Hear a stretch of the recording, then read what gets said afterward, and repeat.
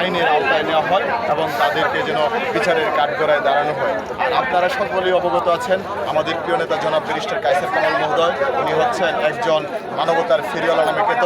ওনার বিভিন্ন পর্যায়ে সমাজের উন্নয়নমূলক কর্মকাণ্ড এবং স্বাস্থ্যসেবায় উনি যথেষ্ট ভূমিকা রেখে যাচ্ছেন। উনি বিগত দিনে আপনারা জানেন এই কলমাকান্দা দুর্গাপুরে সাধারণ মানুষদের পাশে চিকিৎসা সেবা দিয়েছেন, বিনামূল্যে অনেক কয়েক হাজার আপনার রুগীদেরকে উনি চক্ষু চিকিৎসা দিয়েছেন এবং বিনামূল্যে তাদের ছানিপড়া অপারেশন করিয়েছেন। তিনি আমাদেরকে অবগত করেছেন আগামী দিনেও যেন আমাদের এই কার্যক্রম অব্যাহত থাকে। পাশাপাশি আমি বলতে চাই, আপনারা অবগত আছেন এই কলমাকান্দা দুর্গাপুরের ইতিহাসে এইভাবে আপনার একজন মানবতার ফিরোর নামে খ্যাত ব্যারিস্টার কায়সার কামাল মহোদয়ের বিকল্প আর আমরা কখনো দেখি নাই এবং ভবিষ্যতে পাবো কিনা তাও জানি না।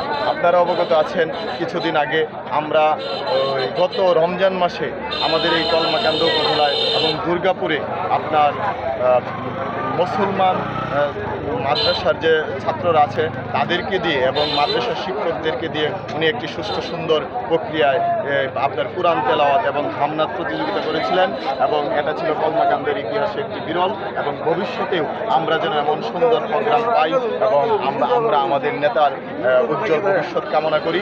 আমি বলতে চাই, আজকে আমরা এখানে যারা আছি আমরা সকলেই চাই এই কলমাকান্দা দুর্গাপুর মাদকমুক্ত হোক এবং কলমাকান্দা দুর্গাপুরে যেন কোনো মাদক সেবনকারী না থাকে, সেই আশা ও প্রত্যাশা রেখেই আমি সকলের সুস্বাস্থ্য কামনা করে এই বলে বিদায় নিচ্ছি।